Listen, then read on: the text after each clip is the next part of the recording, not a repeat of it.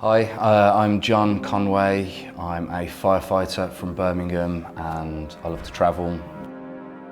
For me, this holiday, it was forming part of my bucket list. I wanted to swim with sharks, I wanted to climb volcanoes. John set out at 5 a.m. with a tour group to climb Mount Batur, an active volcano. We aimed to get to the top of the volcano. It took about 3 hours. It was pitch black, you could see the stars. It was an amazing experience to see that.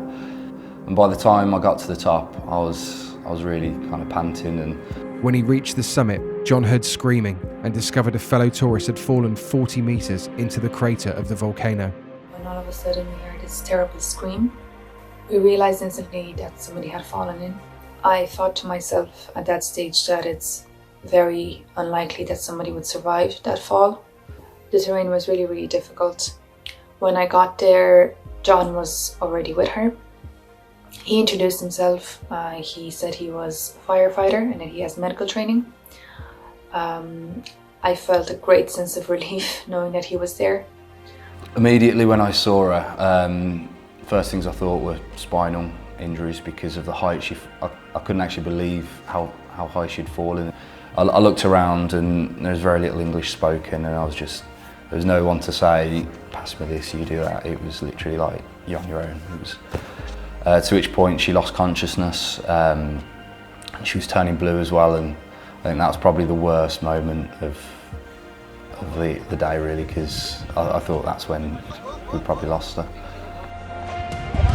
Right, if she's going upwards, someone needs to have under here. We formed a human chain and we spent 5 hours carrying her up and down the volcano because we were physically exhausted to the point we were kind of begging passers-by for water. Yeah, after about 5 hours we were at the base, and then that's when it was clear that there was no one in the ambulance, just a driver. Me and the nurse, we've jumped in the ambulance with her. We carried on treating her. There was oxygen at the time, there was no painkillers, there was nothing. There was no bandages, it was literally just what we could find. We ran out of petrol on the way to the hospital. It was heartening for us all to see that when a situation presents itself, that John can use his sort of level-headed and his exposure to incidents, facilitate somebody getting the help that they need in conditions that were quite sort of remote, and there wasn't very much for him to work with. The woman John rescued went on to make a full recovery from her life-threatening injuries.